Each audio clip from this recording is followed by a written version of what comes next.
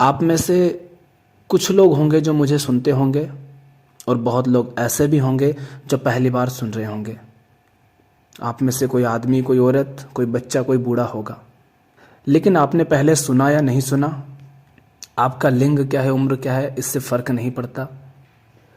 पर यदि आप स्वयं से प्रेम करते हैं, अपने परिवार से, समाज से और दुनिया से प्रेम करते हैं, थोड़ा सा भी स्वयं का और संसार का भला चाहते हैं, तो कृपया इस वीडियो को पूरा देखें, अंत तक देखें, समझें और समझ आए तो दूसरे लोगों तक भी पहुंचाएं। हर कोई व्यक्ति अपना भला तो करना ही चाहता है। बहुत होते हैं जो अपने घर परिवार का भला करना चाहते हैं, बहुत होते हैं जो समाज का कल्याण करना चाहते हैं और बहुत होते हैं जो दुनिया का कल्याण करना चाहते हैं, सबका भला चाहते हैं। लेकिन यदि व्यक्ति स्वयं अपने जीवन में बहुत कुछ ऐसा कर रहा हो जो गलत है, कुछ जानते बूझते और कुछ अनजाने में, तो क्या वो व्यक्ति भला कर पाएगा किसी का? नहीं। संसार का, समाज का, लोगों का भला करने से पहले हमें यह देखना होता है कि कहीं मैं अपने जीवन में ही तो बहुत कुछ ऐसा नहीं कर रहा हूं जो गलत है। हमें अच्छाई की खोज नहीं करनी है, हमें अपने जीवन से उस बुराई को हटाना है, हिंसा को हटाना है, जो गंदगी है उसको हटाना है, जो गलत है उसे हटाना है। जो सही है वो अपने आप आ जाएगा, अच्छाई अपने आप आती है फिर। और जो स्वयं अच्छा होता है, प्रेमपूर्ण होता है, उससे प्रेम बढ़ता है।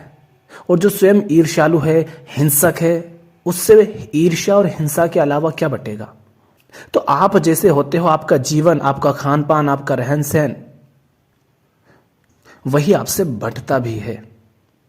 तो हम जिस विषय पर बात करने जा रहे हैं वह किसी धर्म, संप्रदाय, जाति विशेष को टारगेट करके नहीं करने जा रहे हैं, किसी एक पशु के संबंध में नहीं है, किसी व्यक्ति या लिंग विशेष के संबंध में नहीं है। हम तो प्रत्येक व्यक्ति और जीव के संबंध में बात करने जा रहे हैं। उदाहरण के लिए हम एक जीव को लेकर के चलेंगे और बीच में अन्य की भी बातें करेंगे और समझेंगे। जितना ध्यान से आप सुनेंगे, समझेंगे और देखेंगे, उतना अधिक आप इस चर्चा से सीख पाएंगे और समझ पाएंगे।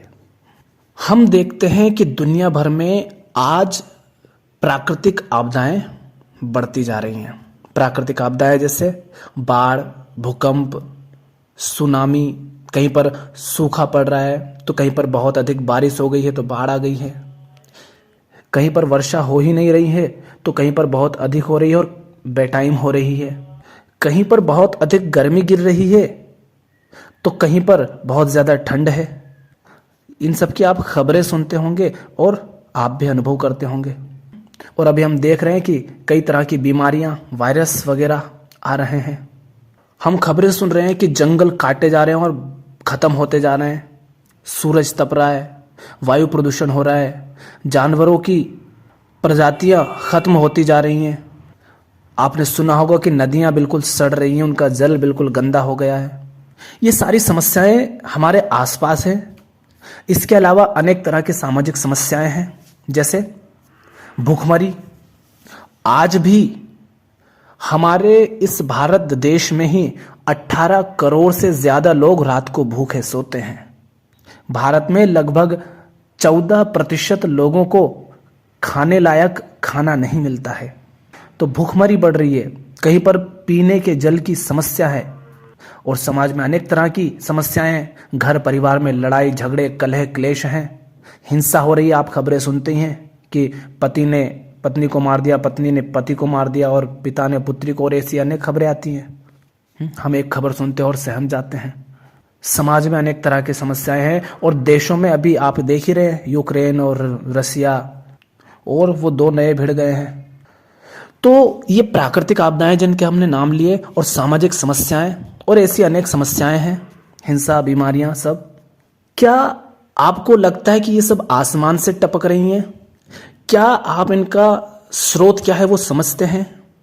गरीबी, बेरोजगारी, भूखमरी, बीमारियां, पैसों की कमी, ये सब आ कहां से रही हैं?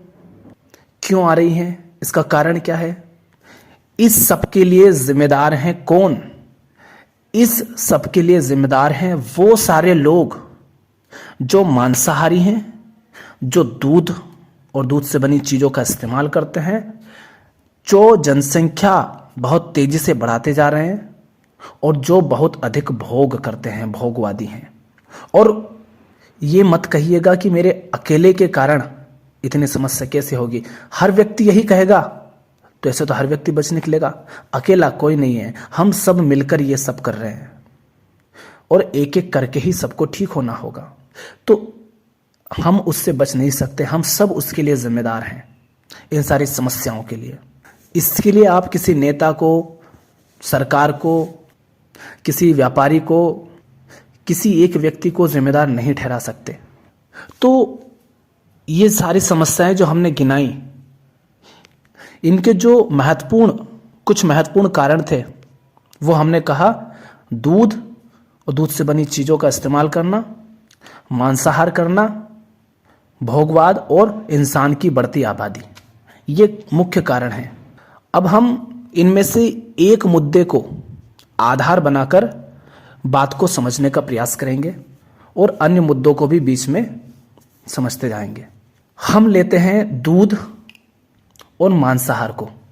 हम दूध पी लेते हैं, बड़ा अच्छा दिखता है हमें, पर क्या सचमुच हम समझते हैं कि ये जो दूध है ये कहाँ से आया है, इसके पीछे क्या क्या छिपा है, इसके कारण कितनी समस्याएं संसार में चल रही हैं, इस दूध और मांस के कारण कितनी हिंसा हुई है, कितनी बर्बादी हुई है।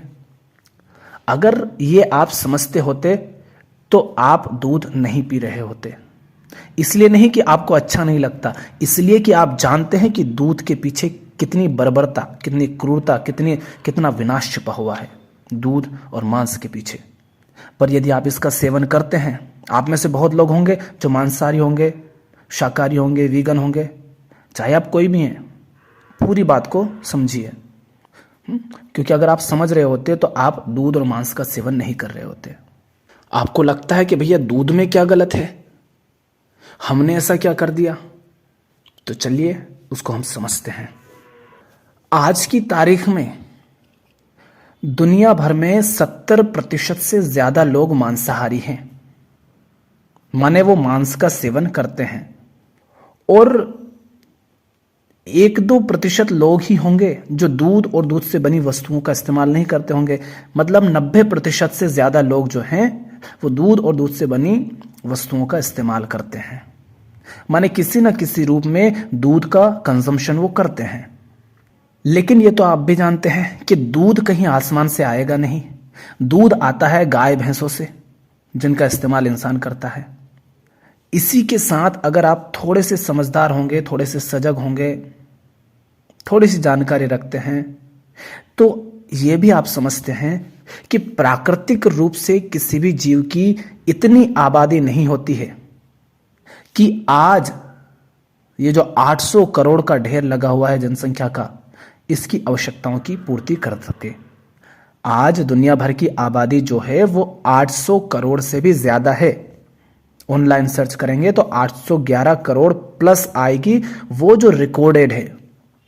और इसमें भी अकेले भारत की आबादी 140 करोड़ से ज्यादा है। तो हमने कहा कि ये जो 800 करोड़ की आबादी है ना, इसमें 90% से ज्यादा लोग दूध और दूध से बनी वस्तुओं का किसी न किसी रूप में उपभोग करते हैं, कंजम्पशन करते हैं। किंतु दूध आता है गाय और भैंस से, और ये हम समझते हैं कि प्राकृतिक रूप से किसी भी जीव की इतनी संख्या, इतनी आबादी होती ही नहीं है कि वो 800 करोड़ की जनसंख्या की दूध की आवश्यकता को पूरा कर सके। आप जंगल में जाइए तो एनिमल लाइफ साइकिल होती है, फूड चेन सिस्टम होता है प्रकृति में। तो आप ऐसा नहीं पाएंगे कि जंगल में सिर्फ आपको खरगोश ही खरगोश मिल रहे हैं, या हिरन ही हिरन मिल रही हैं, या शेर ही शेर मिल रहे हैं। एक सीमा से अधिक वहां पर उन जीवों की संख्या है नहीं। हालांकि आज तो हम बिल्कुल खत्म करते जा रहे हैं उनको, हम समझेंगे किस तरह से हम खत्म कर रहे हैं, लेकिन एक सीमा से अधिक उनकी संख्या नहीं है। उनकी संख्या इतनी नहीं है कि वो 800 करोड़ की जनसंख्या की आवश्यकता की पूर्ति कर दे। तो होता क्या है फिर? हम सब दूध और दूध से बनी वस्तुओं का उपभोग करते हैं। उसके लिए गाय भैंसों को किया जाता है जबरदस्ती पैदा। यहां से शुरू हो गई हिंसा। पहली हिंसा हुई कि हम इंसानों ने अपनी आबादी बहुत बढ़ा ली। पूरी पृथ्वी पर हम छा गए हैं और ये 800 करोड़ की आबादी दूध और दूध से बनी वस्तुओं का इस्तेमाल करती है। उसके लिए जबरन पैदा किया जाता है गायों को। उनके साथ एक क्रूर प्रक्रिया होती है कृत्रिम गर्भधान की, जिसमें एक व्यक्ति अपना पूरा हाथ उस पशु की योनि में, उस गाय उस भैंस की योनि में पीछे से डाल देता है। आप कहते हैं आप पशु प्रेमी हैं, आप अपने जीवन में प्रेमपूर्ण हैं, लेकिन आप जो दूध पीते हैं ना, उसके लिए उस पशु के साथ सीधे सीधे आप कह सकते हो उसका बलात्कार होता है। गांवों पर जाओगे तो वहां पर 3-4 लोग उसको पकड़ेंगे, या फिर वो एक सिस्टम होता है जहां बेचारी को जबरन जकड़ दिया जाता है। उसके साथ ये जबरदस्ती हो रही है और ये हर दिन लाखों की संख्या में, करोड़ों की संख्या में दुनिया भर में हो रहा है। और ये मत कह देना कि भारत में नहीं हो रहा। भारत में हो रहा है और सबसे अधिक भारत में ही हो रहा है, क्योंकि यहां सबसे ज्यादा दूध और दूध से बनी चीजों का इस्तेमाल होता है। तो यहां से हमने शुरुआत कर दी बर्बादी की। आपको दूध चाहिए ना, इसके लिए पहले तो जबरदस्ती उन जानवरों की संख्या बढ़ाई गई, ये दूध के लिए। इसी के साथ जो मांस खाते हैं, कोई गाय का मांस खाता है, कोई भैंस का, कोई सूअर का, कोई बकरे का, कोई मुर्गे का, कोई बतख का। तो इसी तरह से जिन जानवरों का मांस इंसान खाता है और जिनका दूध इंसान पीता है, उनको कृत्रिम रूप से जबरदस्ती पैदा किया जाता है, उनकी संख्या बढ़ाई जाती है।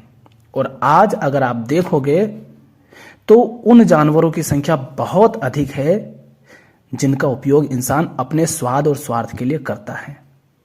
और वो प्रजातियां जो इनके अलावा हैं वो विलुप्त होती जा रही हैं, हर दिन दर्जनों की संख्या में विलुप्त हो रही हैं। किस कारण? हमारे दूध और मांस के कारण। माने उस सब के जिम्मेदार हम हैं। वो प्रजातियां विलुप्त हो रही हैं, उसके जिम्मेदार हम हैं। और ये रोज कटते हैं, इनका शोषण होता है, उसके जिम्मेदार हम हैं, दूध और मांस खाने पीने वाले। तो अब हमने आज की तारीख में अगर देखो तो सिर्फ भारत में 33 करोड़ से ज्यादा गाय भैंसे हैं। 33 करोड़ से ज्यादा गाय भैंसे हैं। ये वो जिनकी काउंटिंग है, और सड़कों पर जो फिरती रहती है उनकी तो बात ही क्या। इसी तरह खरबों में मुर्गे हैं, करोड़ों अरबों में बतख, सूअर और अन्य जीव हैं जिनको इंसान उपयोग करेगा, खाएगा। तो दूध और मांस के लिए कृत्रिम रूप से हमने इन जानवरों को पैदा कर लिया। ठीक, अब पहले तो इनको जबरन पैदा किया, वहां हिंसा हुई, वो गलत है। अब आगे क्या समस्या होती है वो समझो। अब इतने जानवरों को आपने पैदा तो कर लिया, लेकिन इन जानवरों को रखने के लिए जगह चाहिए, इनको खिलाने के लिए अनाज, घास और अन्य चीजें चाहिए, इनको पिलाने के लिए पानी चाहिए। ये सब कहां से आएगा? क्योंकि कुछ भी आसमान से तो तुम्हारे लिए उतरता नहीं है। जो है वो जमीन से ही लिया जाता है, पृथ्वी से ही लिया जाता है। इसी की बर्बादी हम करते हैं, इसी का शोषण हम करते हैं। तो इसको समझो। ये आप जानते होंगे, थोड़ा बहुत जनरल नॉलेज होगा तो, कि पृथ्वी का 71% जो हिस्सा है वो तो पानी से ही आच्छादित है, पानी ही पानी है। बचता है हमारे पास 29% हिस्सा। उस 29% में भी एक हिस्सा है जो तो खाली रेगिस्तान की तरह है, बंजर है। एक हिस्सा है जिस पर बर्फ जमा हुआ है, ग्लेशियर। एक हिस्सा है जिस पर जंगल है, और जो बचा कुचा हिस्सा है उस पर इंसान रहता है, जो कि 800 करोड़ है।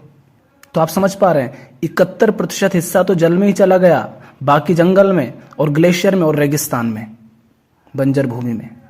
जो थोड़ी जगह है उस पर इंसान रहता था, लेकिन इंसान एक तरफ बढ़ता जा रहा है, तो उससे क्या हो रहा है? उसके लिए क्या वो जल में रहकर जाकर रह रहा है? नहीं, वो रेगिस्तान में भी नहीं जाकर रह रहा है, बंजर भूमि पर। वो बर्फ पर भी जाकर नहीं रह रहा है, तो जब इंसान अपनी जनसंख्या बढ़ा रहा है तो एक तरफ तो उसके लिए जमीन चाहिए, संसाधन चाहिए, तो उसके लिए काटा जा रहा है लगातार जंगलों की कटाई चल रही है। दूसरी तरफ ये इंसान दूध और मांसाहार का सेवन करता है, उसके लिए जानवरों को जबरन पैदा किया जाता है, उनकी आबादी बढ़ाई जाती है। तो उन जानवरों को रखने के लिए, उनको पालने के लिए, उनको चराने के लिए जमीन चाहिए। वो जमीन कहां से आएगी? वो जमीन आएगी जंगलों को काटकर, जंगलों की सफाई करके। और हर दिन हजारों एकड़ जमीन पर से जंगल साफ हो रहे हैं। तो एक तो इनको रखने, पालने, चराने के लिए जमीन चाहिए, उसके लिए जंगल कटेंगे। दूसरा, इनको खिलाने के लिए चाहिए। अब ये जो बड़े जानवर है, गाय, भैंस, सुअर, बकरे, ये कितना खाते हैं? गाय भैंस को देखो तो इंसान खाता उसके 15-20 गुना से भी ज्यादा ये खाते हैं, और पीते भी इतना ही है। तुम कहते हो ना भूखमरी क्यों है, अभी हम समझेंगे, डेटा भी बताऊंगा जितना हो सकेगा। तो जानवरों को रखने के लिए, पालने के लिए, चराने के लिए और इनके लिए अनाज पैदा करने के लिए जंगल काटा जाता है, उसके लिए जमीन इस्तेमाल होती है। ठीक, अब ध्यान से सुनना, आप चौंकोगे। दुनिया भर में जानवरों के लिए जो जमीन इस्तेमाल होती है, दुनिया भर में जानवरों के लिए जो जमीन इस्तेमाल होती है, उनके रखने के लिए, उनके लिए अनाज पैदा करने के लिए, वो कितनी जमीन है पता है? भारत की ही जो जमीन है, भारत का जो क्षेत्रफल है, उसके 3 गुना से भी ज्यादा जमीन इस्तेमाल होती है सिर्फ जानवरों के लिए। भारत के क्षेत्रफल के 3 गुने से ज्यादा जमीन इस्तेमाल होती है सिर्फ जानवरों के लिए, और उन जानवरों के लिए जिनको इंसान ने जबरन पैदा किया है। वो पैदा नहीं होते अगर इंसान पैदा नहीं करता, तो जबरन पैदा किया है ताकि वो दूध और मांस और लेदर ले सके। तुम कह रहे हो ना जमीन का रेट बढ़ रहा है, रहने को जगह नहीं है, तो इतनी जमीन जानवरों के लिए इस्तेमाल हुई। और इतनी जमीन आई कहां से? जंगलों को काटकर, और हर दिन काटे जा रहे हैं जंगल। तो एक तरफ तो जमीन वहां चली गई, दूसरी तरफ जिस जंगल को काटा, हमने सिर्फ उस जंगल को नहीं काटा है बाबा, हमने उस जंगल में रहने वाली न जाने कितनी प्रजातियों को, वनस्पतियों को, जीवों को, कीड़े मकोड़ों को, जो सारे जीव वहां पलते थे, बसते थे, जिनका वो घर था, उन सबको खत्म कर दिया। हर दिन प्रजातियां दर्जनों में विलुप्त हो जा रही हैं, सदा के लिए वो कभी लौट कर नहीं आएंगी। ये किया है हमने दूध और मांस और लेदर का इस्तेमाल करके, इनका उपयोग करके, इनको खा पी करके। हमने शुरू में कहा था कि 18 करोड़ से ज्यादा लोग आज भी भारत में भूखे सोते हैं। 14% से ज्यादा लोगों को खाने लायक खाना नहीं मिलता आज। क्यों नहीं मिलता? उसका कारण क्या है? उसका कारण है कि जिन जानवरों को इंसान ने, जिनका मांस खाने के लिए, जिनका दूध पीने के लिए इंसान ने पैदा किया है ना, सारा अनाज चला जाता है उधर। अब 2-3 डेटा ध्यान से सुनना, चौंकोगे आप। दुनिया भर में जितनी खेती होती है ना, जितना जमीन खेती के लिए इस्तेमाल होती है, जितनी एग्रीकल्चर होती है, उस खेती का 77% जो उत्पादन है, 77% वो चला जाता है उन पशुओं को, उन जीवों को खिलाने के लिए जिनको इंसान ने जबरन पैदा किया है अपने दूध और मांस के लिए। कितना? 77%। ऐसे देखो कि पूरी दुनिया में 100 कुंटल पैदा हो रहा है, तो उसका 77 कुंटल सीधा जानवरों को चला गया खाने के लिए, जिनको काटकर फिर इंसान खाएगा। और आज भी ये जो दुनिया भर में आबादी है 800 करोड़ से ज्यादा, ये कितना अनाज खाती है? वो जो 23% अनाज बचा है ना, क्योंकि 77 तो जानवरों के लिए चला गया, वो जो 23% अनाज बचा है, सिर्फ उस 23% अनाज में दुनिया भर की आबादी खाना खाती है।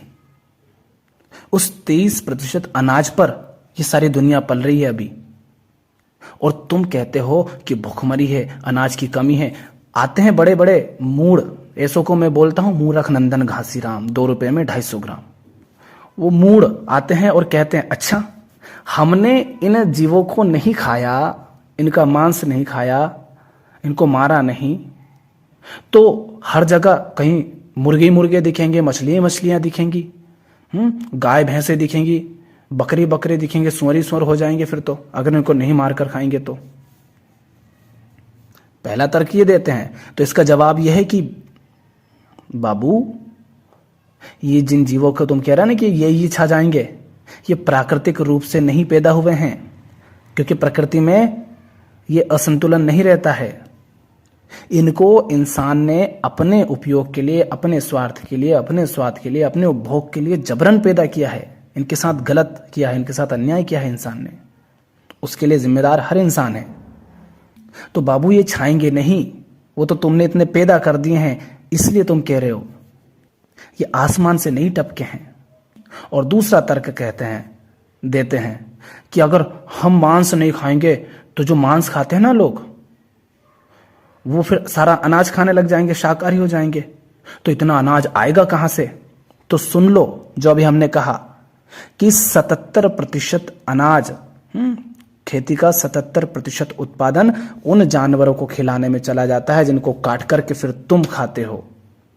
और ऐसा भी नहीं है कि तुम मांसाहारी हो तो सिर्फ मांस खाते हो भाई, तुम रोटी दाल चावल भी खाते हो, फल सब्जियां भी खाते हो, सिर्फ मांस नहीं खाते हो पूरे दिन तुम। तो तुम्हारा जीवन भी जो पल रहा है ना, वो सिर्फ मांस पर नहीं पल रहा है। लेकिन जितना भी तुम मांस खाते हो ना, उसके कारण ये सारी बर्बादी हो रही है। और अगर इंसान दूध ना पिए तो जबरन गाय भैंसों को पैदा नहीं करना पड़ेगा।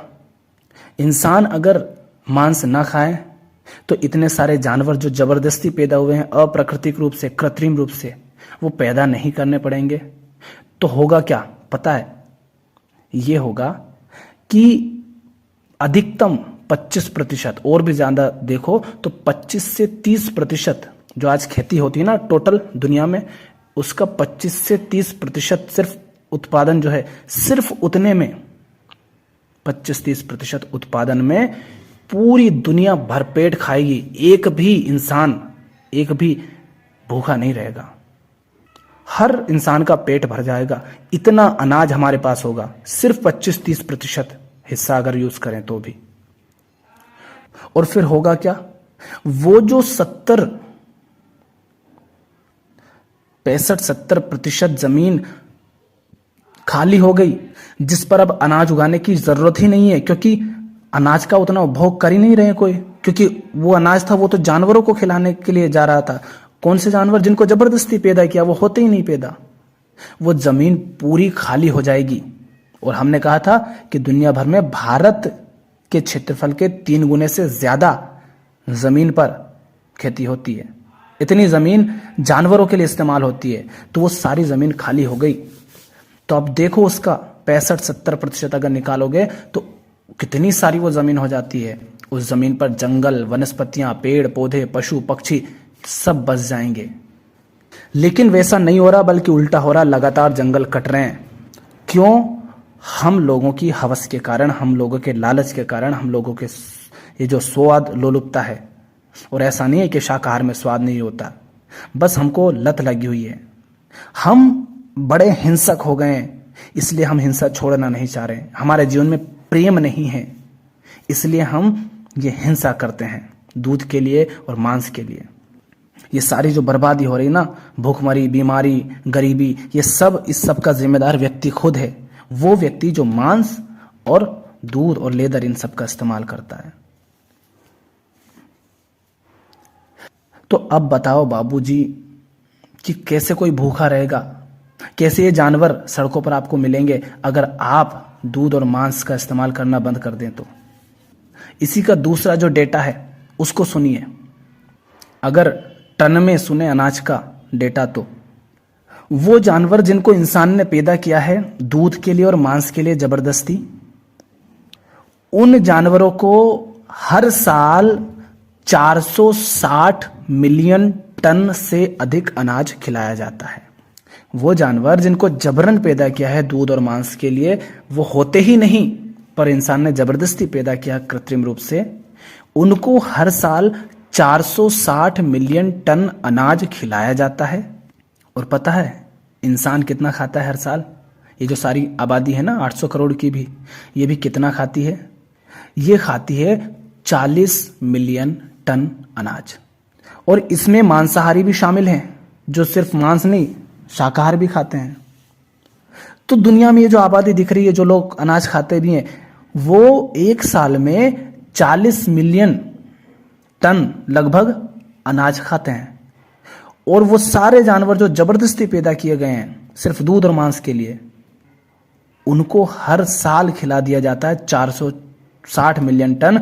माने कि अगर इंसान इन जानवरों को जबरदस्ती पैदा ना करे तो एक साल में इंसान उन जानवरों को कितना अनाज खिलाता है?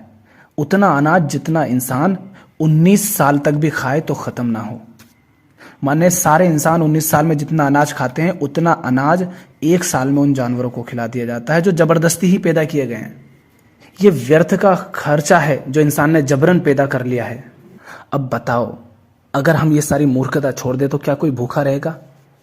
गरीबी भी इसी कारण है, और अनेक तरह की बीमारियों का पैदा होने का कारण भी यही है, अनेक तरह की प्राकृतिक आपदाओं का कारण भी यही है। उसको हम अभी से समझ रहे हैं, अभी और समझेंगे। हमने कहा कि ये सारा जो अनाज होता है, ये सारे जो जानवर होते हैं, इनको पालने के लिए, खिलाने के लिए जमीन चाहिए। वो आती है जंगल काट के। ठीक, एक तरफ हम जनसंख्या बढ़ाते जा रहे हैं और हम छोड़ते हैं कार्बन डाइऑक्साइड, तो वो हमारी संख्या जनसंख्या के साथ साथ और बढ़ती जा रही है। ठीक, दूसरी तरफ जंगल होते हैं, पेड़ होते हैं, वो CO2 को, कार्बन डाइऑक्साइड को छोड़ता, कंज्यूम करता है, सोख लेता है, लेकिन हम उसकी भी आबादी घटाते जा रहे हैं। तो एक तरफ से कार्बन डाइऑक्साइड बढ़ रही है, दूसरी तरफ उसका जो कंजम्पशन करता वो पेड़, हमने उन पेड़ों को काट डाला। तो ये वातावरण को और अधिक गर्म करती है। सूर्य का तापमान पेड़ों के कारण नॉर्मल रहता है, लेकिन हम कम कर रहे हैं तो ऊपर से सूर्य भी गर्म कर रहा है वातावरण को। ठीक, एक तरफ हम बढ़ा रहे हैं, दूसरी तरफ जंगल कट रहे हैं तो और बढ़ रहा है क्योंकि सोख नहीं पा रहा है कोई। तीसरी तरफ सूरज ज्यादा गर्म हो रहा है क्योंकि पेड़ कम है, ठंडक कम है पृथ्वी पर, उस हिस्से में जहां हम रहते हैं। और हम जबरन पैदा कर रहे हैं जानवरों को, और जानवरों, गाय भैंसों खासकर, इनके अंदर से निकलती है जहरीली गैसें, जिनमें मीथेन भी है। वो कार्बन डाइऑक्साइड से भी कई गुना अधिक जहरीली होती है और हर दिन बहुत अधिक निकलती है उन जानवरों से जिनको जबरन पैदा किया गया। इस सब के कारण पूरा वातावरण गर्म हो रहा है। देख रहे हो ना गर्मी कितनी बढ़ रही है। और इस सब के कारण प्रकृति की जो जलवायु है, जलवायु परिवर्तन हो रहा है। हमने शुरू में बात की थी, कहीं बाढ़, कहीं भूकंप, कहीं सूखा, तो कहीं बहुत अधिक पानी, कहीं वायरस, कहीं भूकंप, कहीं सुनामी, ये सब आ रहे हैं। और हमने थोड़ी देर पहले भी बात की थी कि पृथ्वी का एक हिस्सा है जिस पर बहुत बर्फ जमा हुआ है, और जब सूरज गर्म होगा तो बर्फ का क्या होगा? बर्फ पिघलेगा, और बर्फ पिघलेगा तो वो पानी कहाँ जाएगा? वो नदियों और समंदर में जाएगा, और नदियों और समंदर में जाएगा तो क्या आएंगी? बाढ़ और सुनामी आएंगी। तो उनके आसपास बसे जो गांव हैं, शहर हैं, वो डूबेंगे उसमें, क्योंकि पानी आसमान में थोड़ी ना उड़ जाएगा पूरा, वो बहकर इनमें आएगा, नदियों में, समंदर में। तो सारी जगह खाली करनी पड़ेंगी, और हो रही हैं कई जगह। देखो जाकर, खबरें आती रहती हैं कभी कभी, क्योंकि वो भी पूरी दिखाते नहीं हैं। तो कितनी बर्बादी होगी, कितना नुकसान होगा हर तरह का, जान माल, धन संपत्ति, प्रकृति, सबका। और वो जो वहां पर बसे थे, जो बचे होंगे, वो आएंगे सेंट्रल में, भारत के हैं तो सेंट्रल इंडिया में आएंगे, जहां पर वो अभी पानी नहीं पहुंचा, वहां घुसेंगे, वहां आबादी बढ़ेगी। और जब ऐसी तबाही होती है तो सरकार का सारा ध्यान, सारे संसाधन कहाँ चले जाते हैं? उस बर्बादी को सुधारने में। फिर नया डेवलपमेंट कैसे होगा? जहां जरूरत थी वहां पर संसाधन कैसे पहुंचेंगे? तो समस्याएं फिर बढ़ेंगी, और बढ़ती ही जा रही हैं और बढ़ती ही जाएंगी। और ये ग्लेशियर क्यों पिघले, ये बाढ़ और ये सुनामी क्यों आई, ये घर खाली क्यों हुए, इतना नुकसान क्यों हुआ? क्योंकि हमें दूध चाहिए, हमें मांस चाहिए, और हमें हमारी संख्या बढ़ानी है। क्योंकि इन्हीं के कारण जंगल कटे, इन्हीं के कारण मीथेन और कार्बन डाइऑक्साइड बढ़ी, इन्हीं के कारण जानवर को जबरन पैदा किया गया, और इन्हीं के कारण सूरज भी गर्म हुआ, इन्हीं के कारण फिर ग्लेशियर पिघले, और इन्हीं से फिर सुनामी और बाढ़ और अनेक तरह की प्राकृतिक आपदाएं आई। तो इस सब के लिए जिम्मेदार कौन हुआ? हम लोग। हमारा दूध, हमारा मांस, हमारी बढ़ती आबादी, हमारा भोगवाद। बाढ़ आ गई, प्राकृतिक आपदाएं आ गई, घर टूट गया, हम तो गरीब हैं, कैसे बनाए? गरीब घर टूटा ही क्यों? इतनी बीमारियां आई कहां से? इनके लिए तो पैसा चाहिए ना, बीमारी के लिए, घर के लिए। ये बीमारियां और ये घर टूटते क्यों हैं? तुम्हारा घर बना ही क्यों नहीं? क्योंकि सारा संसाधन गलत दिशा में हम लगा रहे हैं ना। आज किसी को कैंसर हो रहा है तो भले वो नशा नहीं कर रहा, लेकिन वातावरण इतना प्रदूषित हो गया, वायु, जल, भोजन, सब, सब्जियां, फल, कि व्यक्ति यूं ही अंदर न जाने कितनी बीमारियों को उसका शरीर पैदा कर लेता है। तो ये हमने वातावरण को इतना गंदा कर दिया ना कि जिसके कारण बीमारियां होती है और उसके लिए हमें पैसे चाहिए, तो फिर हम कहते हैं हम गरीब हैं। और हमने पानी की तो अभी बात ही नहीं की है। अब ये जो जानवर को हम जबरदस्ती पैदा कर रहे हैं ना दूध और मांस के लिए, अब पानी पर क्या असर पड़ रहा है वो देखो। क्योंकि उनके कारण जल, वायु, पर्यावरण, प्रकृति, सब कुछ, नदियां, वदियां सब बर्बाद हो रही हैं। तो जिन जानवरों को हम पैदा करते हैं, आपको भी पता है जो बड़े जानवर हैं वो हमसे कितना अधिक पानी पीते हैं। तो पहले तो उन जानवरों को पिलाने के लिए, उनको पालने के लिए, और उनको नहलाया भी जाता होगा, सफाई थोड़ी बहुत तो रखी जाती होगी, साफ सफाई। वो गंदगी कितनी करते हैं, तो उसके साफ सफाई के लिए जल चाहिए रेगुलर, बहुत अधिक। उनको पिलाने के लिए बहुत अधिक चाहिए। फिर उन जानवरों को जो अनाज खिलाया जाता है, उस अनाज को पैदा करने के लिए जल चाहिए। और कितना अधिक जल उसमें चाहिए वो हमने कहा कि 77% खेती तो उनके लिए ही की जा रही है। मतलब जो जल इस्तेमाल होता है खेती में, उत्पादन में, उसका 77% हिस्सा तो जानवरों के लिए इस्तेमाल चला जाता है। इतना अनाज। किसान कहता है अरे हमारी फसल में पानी नहीं बिकता, हमारे पास नदियों में पानी नहीं होता। जो पानी तुम तक पहुंचता वो तो वहां चला गया ना, जानवरों के लिए खेती करने में। तो इनको पिलाने के लिए, इनकी साफ सफाई के लिए, इनके लिए अनाज पैदा करने के लिए, और जब इनको ये बूढ़ी हो जाती हैं, इनका मांस काटा जाता है, तो उस मांस को धोने, उस खून को पोंछने, साफ करने के लिए भी जल चाहिए होता है। और भरपूर, बहुत अधिक जल की यहाँ पर बर्बादी होती है। और हम फिर कहते हैं कि पीने का जल नहीं मिलता लोगों को। जो पीने लायक जल था उसकी बर्बादी तो हम इस तरह से करते हैं। जबरदस्ती का जो खर्चा हमने खड़ा किया है दूध और मांस के लिए, और जनसंख्या बढ़ा करके उसमें चला जा रहा। कैसे तुम भूखमरे ना रहो, कैसे जल की कमी ना हो। और सिर्फ यहीं तक नहीं होता है, जाओ थोड़े घूमने बाहर निकलो तो नदियां तुम्हें दिखेंगी, तो तुम पाओगे कि नदियां सड़ रही हैं बिल्कुल। क्यों? क्योंकि एक तरफ तो हम बढ़ गए हैं बहुत सारे, तो हम बहुत गंदगी फैलाते हैं। दूसरी तरफ इन जानवरों को, हमने कहा ना इतने सारे, इनको रोज पैदा किया जाता है, इनको काटा जाता है और फिर इनको धोया जाता है, इनका रक्त धोया जाता है, अनेक तरह के केमिकल इस्तेमाल होते हैं, और वो सारा गंदा और केमिकल युक्त जल बहा दिया जाता है नदियों में। तो नदियां भी सड़ रही हैं, नदियां भी गंदी हो रही हैं, बर्बाद हो रही हैं। और इसके कारण उन नदियों में, समंदर में रहने वाले जो जीव हैं वो करोड़ों अरबों की संख्या में हर साल मरते हैं। वो विलुप्त होते जा रहे हैं क्योंकि जल गंदा होता जा रहा है। तो नदियां सड़ा दी हमने। ये मत कहना कि सरकार कुछ नहीं करती। क्या करे सरकार? क्या प्रधानमंत्री, क्या कोई मुख्यमंत्री वो खा रहा है क्या सब अकेला? कोई व्यापारी है तो क्या वो खुद खाता है? अभी चल रहा है वो एक जंगल का मुद्दा, वो लोग लड़ तो रहे हैं, तुम क्यों नहीं लड़ रहे जाकर? जो हसदेव जंगल है तुम क्यों नहीं जा रहे? क्योंकि तुम्हें ऐसा लगता है कि तुम्हारा कोई स्वार्थ ही नहीं है वहां पर, तो तुम नहीं जा रहे। तो जो लोग लड़ भी रहे हैं वो क्यों लड़ रहे हैं? वो सिर्फ इसलिए लड़ रहे हैं क्योंकि उनका स्वार्थ है वहां पर, वो रहते हैं, वो बसे हुए हैं वहां पर, उनकी जरूरतें पूरी होती हैं। नहीं तो जैसे तुम्हें कोई फर्क नहीं पड़ता, उनको भी नहीं पड़ता अगर उनके पास दूसरी सुविधाएं और विकल्प होते तो। पर इसके लिए कोई कहे अडानी, तो कोई कहे सरकार ऐसी। सरकार क्या करे, अडानी क्या करे? किसके लिए वो जंगल काटा जा रहा? कोयले के लिए। कोयला छिपा है जमीन के अंदर, और कोयला चाहिए क्यों? बिजली के लिए। और बिजली इस्तेमाल कौन करता है और किसके लिए की जाती है? इंसान ही तो कर रहा है ना। इंसान की इतनी संख्या बढ़ गई है कि बिजली उसको चाहिए, और इतना वो भोग करता है तो उसके लिए कंपनियां खड़ी करनी पड़ती है, उनमें बिजली लगती है। तो किसी एक व्यक्ति, व्यापारी को, राजनेता, किसी को जिम्मेदार नहीं ठहरा सकते आप। इसके लिए आम इंसान ही जिम्मेदार है, वो खुद जिम्मेदार है। हमें लगता है हम घर में थोड़ी सी बिजली बचा लेंगे, थोड़ा सा पानी बचा लेंगे तो बहुत कुछ कर लेंगे। अरे भैया, ये जो घर में हम बिजली पानी इस्तेमाल करते हैं ना, ये कुल बिजली और जल के उपयोग का 3-4-5% से ज्यादा है ही नहीं। कितना भी बचा लो, जो मेन मुद्दे हैं वो है हमारा दूध, हमारा मांसाहार, हमारा भोगवाद, हमारी बढ़ती जनसंख्या।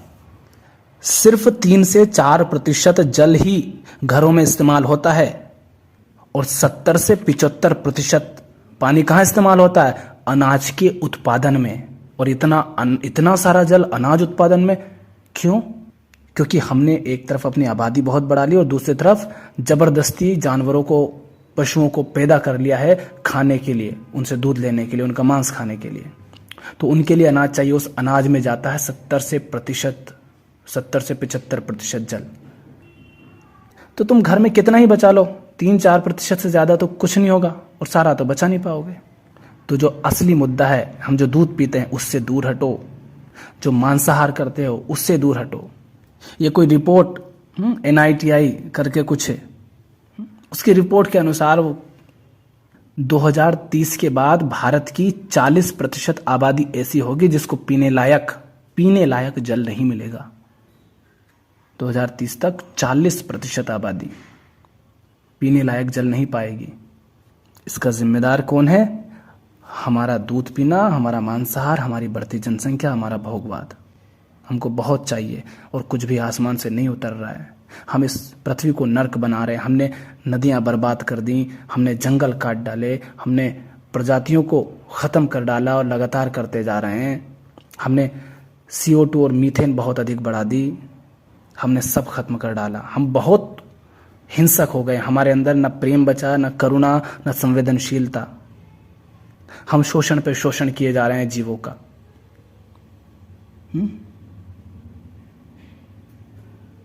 1 लीटर दूध जो हम इस्तेमाल करते हैं ना, उसके लिए 1000 लीटर पानी लगा है।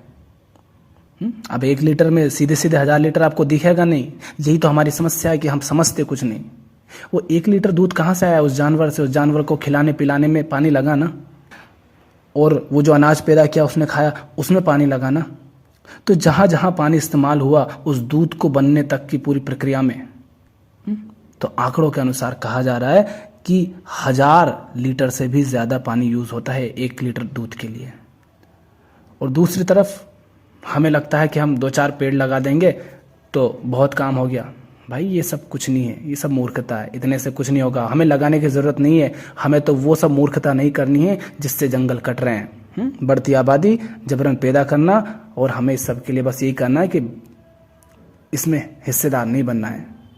आंकड़ा ध्यान से सुनना, एक आदमी, एक इंसान 1 साल में 60 टन कार्बन डाइऑक्साइड रिलीज करता है, छोड़ता है वातावरण में। और एक पेड़, एवरेज आयु हम उसकी मान रहे हैं 40 साल, तो एक पेड़ पूरे 40 साल में, माने अपने पूरे जीवन में लगभग सिर्फ 1 टन कार्बन डाइऑक्साइड कंज्यूम करता है। इसका अर्थ हुआ कि एक इंसान 1 साल में 60 टन जो कार्बन डाइऑक्साइड वातावरण में छोड़ता है, उसको ही सोखने के लिए 60 पेड़ चाहिए जो कि 40 साल तक जीवित रह सकें। तो वो उस 60 टन कार्बन डाइऑक्साइड को कंज्यूम कर पाएंगे। और अगर इसे साल भर का करके देखें तो एक इंसान 1 साल में जो कार्बन डाइऑक्साइड छोड़ता है उसको कंज्यूम करने के लिए, उसको सोखने के लिए 2400 पेड़ चाहिए। अगर आप चाहते हैं कि इस साल की कार्बन डाइऑक्साइड इसी साल कंज्यूम कर ली जाए ताकि वातावरण गर्म ना हो। और अगर एक इंसान मान लेते हैं कि 60 साल जिए, और आज तो 60 साल से भी ज्यादा इंसान की एवरेज लाइफ हो गई है, तो एक इंसान यदि 60 साल जीता है तो एक इंसान, सिर्फ एक इंसान अपना पूरा जीवन एक सही वातावरण में, सही पर्यावरण में जी सके, उसके लिए उसे चाहिए 1,44,000 पेड़ कम से कम।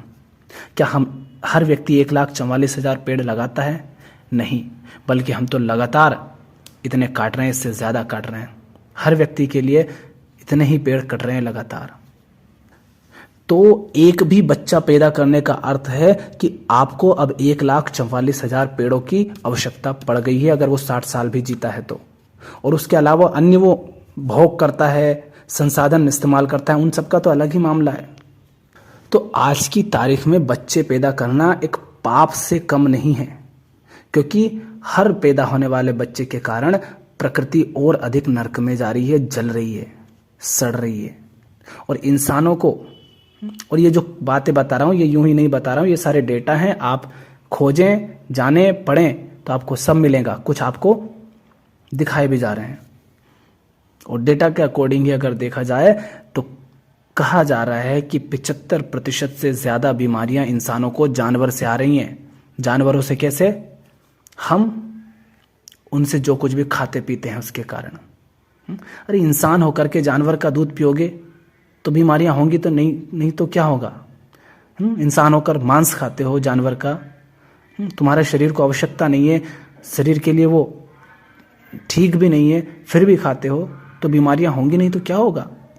और शाकाहारी को भी बीमारी होती है। क्यों? क्योंकि हमने कहा कि हमने जानवरों को पैदा कर करके कितनी सारी आपदाएं, कितनी सारी समस्याएं पैदा कर ली, उसके कारण तो बीमारियां आ रही है ना। वातावरण गंदा कर लिया, वायु गंदी कर ली, जल गंदा कर लिया, पर्यावरण गंदा कर लिया, जंगल काट डाले, नदियां बर्बाद कर डाली, तो इन सब के कारण प्रदूषण फैलेगा ही, अनेक तरह की समस्याएं, बीमारियां पैदा होंगी ही। और इन सब के लिए जिम्मेदार कौन है? वो सारे जानवर जिनको हमने जबरदस्ती पैदा किया है। और असली जिम्मेदार हम हैं। कौन? जो दूध पीता है, जो मांस खाता है, जो लेदर इस्तेमाल करता है, जो भोगवादी है, जो जनसंख्या बढ़ा रहा है। जिस जानवर को काटा जाता है ना, गाय को, भैंस को, उसका 25 से 30% उसका जो हिस्सा है वो वेस्ट निकलता है उसके शरीर का अंदर की चर्बी, बहुत सारी चीजें। वो वेस्ट कहाँ जाता होगा? इतने जानवर आज भारत में ही हमने कहा 33 करोड़ से ज्यादा गाय भैंसे हैं, वो जो इनकी काउंटिंग है, जिनका रिकॉर्ड है, और इनके शरीर का 25% इनके शरीर से वेस्ट निकलता है। वो जाता है नदियों में, जमीन पर, तो वो जमीन को बर्बाद करता है, नदियों को बर्बाद करता है। आज देश भर में ही 3,600 से ज्यादा लीगल कसाई खाने हैं, बूचड़ खाने हैं, स्लॉटर हाउसेस हैं, और 32,000 से भी ज्यादा गैर कानूनी हैं। और ये जो जगह जगह दुकानें लगी हैं बाजारों में, इनकी तो गिनती ही नहीं है, इतने हैं। और पता है कितने जानवर हर साल हम लोगों के कारण हम लोग मार देते हैं मांस और दूध के लिए? हम 8 अरब लोग हैं, माने 800 करोड़ लोग। हम लोग मिलकर 8,000 करोड़ से भी ज्यादा जानवरों को हर साल मार देते हैं, उनको जिनका रिकॉर्ड होता है फैक्ट्रियों के अंदर, कंपनियों के अंदर। 8,000 करोड़, कल्पना कर सकते हो? जितने आप हो उसके 10 गुने से ज्यादा। और इन सबको खिलाने के लिए, पिलाने के लिए, इनको पालने के लिए जल, जंगल, वायु, अनाज सब इस्तेमाल हुआ, सबकी बर्बादी हुई है। और ये जबरन पैदा किए गए हैं, इनकी आवश्यकता नहीं थी, ये अपने आप नहीं आए हैं। और सबसे ज्यादा मुर्गियां काटी जाती हैं, 7,200 करोड़ से ज्यादा हर साल, और बढ़ती ही जा रही हैं। 300 करोड़ से ज्यादा बतख काट दी जाती हैं साल भर में, 100 करोड़ से ज्यादा सूअर काट दिए जाते हैं, और ऐसे ही अन्य भेड़, बकरियां, गाय, भैंसे, और मछली तो देख लो, उनकी कोई काउंटिंग ही नहीं है। करोड़ों की संख्या में अकेले भारत में सबसे ज्यादा गाय भैंसे काटी जा रही हैं। और ये सब क्यों कट रहा है? हम इंसानों के कारण। हम दूध पीते हैं, हम मांस खाते हैं, और ये हमने कहा सब क्यों पैदा किए गए हैं? दूध के लिए और मांस के लिए, और हमारी बढ़ती जनसंख्या के लिए। हम राक्षस हो गए हैं।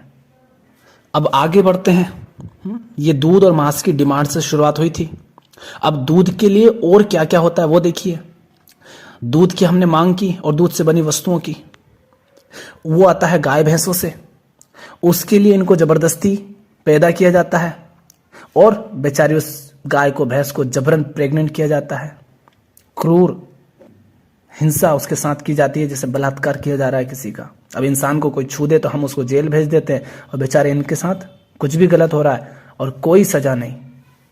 और वो सारे लोग जो गाय को माता कहते हैं, वो भी ये सब करते हैं। दूध के लिए। माता कह रहे हैं और माता की योनि में हाथ डाल रहे हैं ताकि उससे दूध छीना जा सके, और ये गौ भक्त हैं। फिर क्या होता है, अब गाय ने बछड़ा जना होगा, पर बछड़े तो नर भी हो सकते हैं, मादा भी हो सकता है। जो मादा बछड़ा है वो तो बड़ा होकर अपनी माँ की तरह वही मशीनी प्रक्रिया में आगे बढ़ जाएगा, उससे भी दूध लिया जाएगा।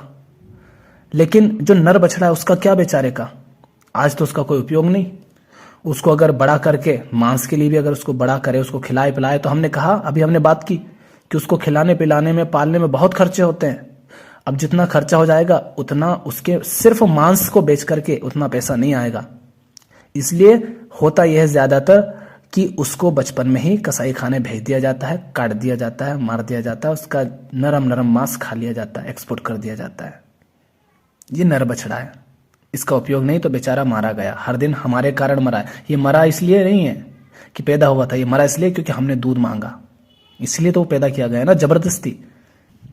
फिर उसकी जो खाल थी उससे लेदर के प्रोडक्ट आ जाते हैं, तो कंपनी लेदर बेचकर कमा लेती है, पहले दूध बेचकर कमा लेती है, फिर मांस बेचकर और लेदर बेचकर कमा लेती है।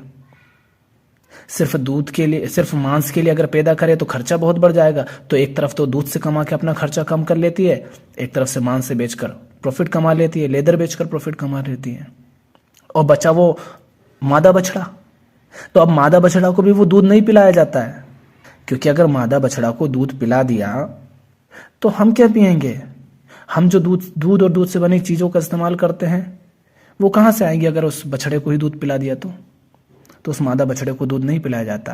ये देखो, गाय के थनों में तो मशीनें लगा दी जाती हैं, सारा दूध निचोड़ लिया जाता है और उस बछड़े को अपनी माँ से बचपन में ही दूर कर दिया जाता है, और उसको कुछ ऐसा खाने पीने को दे दिया जाता है जो सस्ता होता है, दूध नहीं होता है, दूध जैसा दिखने वाली चीजें होती है पर सस्ती होती है, जिसमें इतना पोषण नहीं होता है, ताकि इस बच्चे को जिंदा रखा जा सके, ताकि ये जब बड़ा हो तब इससे भी वैसा ही व्यवहार किया जाए जैसा इसकी माँ के साथ हुआ। तो नर बछड़े को तो मार दिया गया क्योंकि वो किसी काम का नहीं था, मादा को उसकी माँ का दूध तक नहीं पीने दिया। अब सोचो, मेरी माँ हो और उसका मेरे हिस्से का दूध किसी और ने छीन लिया हो जबरदस्ती, मशीनें लगाकर और बेच दिया हो, अपने स्वाद और स्वार्थ के लिए इस्तेमाल कर लिया हो, तो मेरी माँ को और मुझे कैसा लगेगा? आपके बच्चे के साथ अगर ऐसा हो, आपके साथ अगर ऐसा हो तो कैसा लगेगा आपको? पर हम ये करते हैं, हम दूध पीते हैं ना, उसके कारण ये होता है, चाहे आपको दिख रहा हो या ना दिख रहा हो। बलात्कार तो होता ही है ना, जबरन तो पैदा किया ही जाता है ना। गांव पर भी एक खूंटे से छोड़कर दूसरे खूंटे से नहीं बांधा जाता है क्या? जिंदगी भर वो बंधी रहती है एक जगह, थोड़ी सी जगह में। वो जानवर जो उड़ने के लिए है उसको हम पिंजरे में बंद कर देते हैं, जो खुला घूमने के लिए है उसको हम कैद कर देते हैं और जबरदस्ती पैदा करते हैं। क्या हम ये गलत नहीं कर सके इन सब के साथ? क्योंकि हमको चाहिए दूध, दूध से बनी चीजें, चॉकलेट, आइसक्रीम, पनीर, छाछ, दही।